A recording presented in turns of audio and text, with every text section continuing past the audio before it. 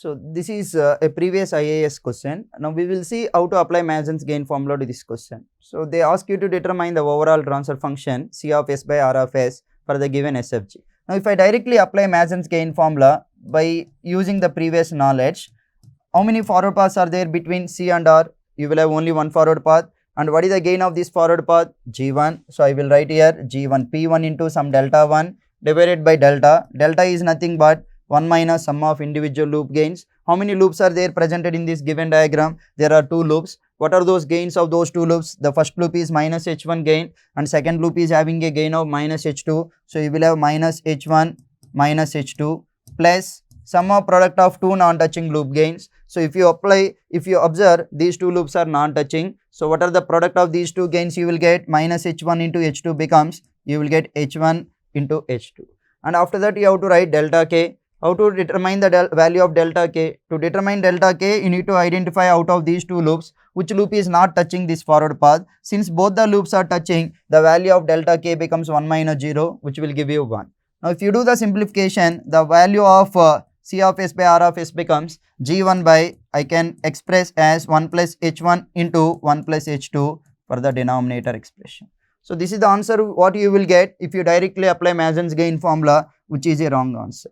The reason why it is wrong answer if you directly apply Mason's gain formula is there is a limitation for Mason's gain formula. And what is that limitation? According to the statement, you need to apply Mason's gain formula between only output node to input node. But if you observe the given nodes of the diagram, R of S is not either input node or it is output node. If you clearly see, R of S is a mixed node. What is the meaning of mixed node? The node which is having both outgoing as well as incoming branches is called as mixed node. If you observe R of S, it is a outgoing branch. Similarly, it is having a outgoing branch. At the same time, it is having a incoming branch from here. So it is having both outgoing as well as incoming. So this is treated as a mixed node rather than a input node. Similarly, if you observe C of S, it is also called as a mixed node. The reason why we can call it as a mixed node, because it is having incoming branch as well as outgoing branch. At the same time, it is having incoming branch. So since it is having both incoming as well as outgoing, even C of S is also a mixed node. So we cannot apply Mason's gain formula between 2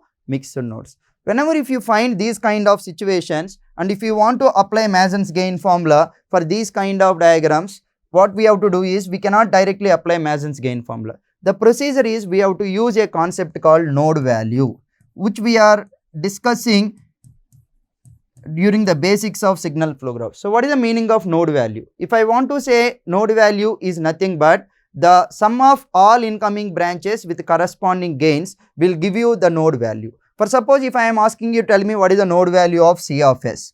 So node value of C of S is equal to sum of all incoming signals. How many incoming branches are there with respect to C of S? If you observe, this is treated as an incoming branch as well as it is also treated as an incoming branch with the gains G1 as well as minus H2. So if you write the expression for C of S, the expression for C of S becomes G1 multiplied with the corresponding signal R of S as well as from same signal C of S with a gain of minus H2 you are getting. So you will get minus H2 into C of S. Now if you do the simplification of this expression by taking this term to the left hand side, what you will get is C of S, if you take as common, you will get 1 plus H2 you will get, and after that in the right hand side you will get G1 into R of S. Now if you take the ratio of C of S by R of S, the expression for C of S by R of S becomes G1 by 1 plus H2.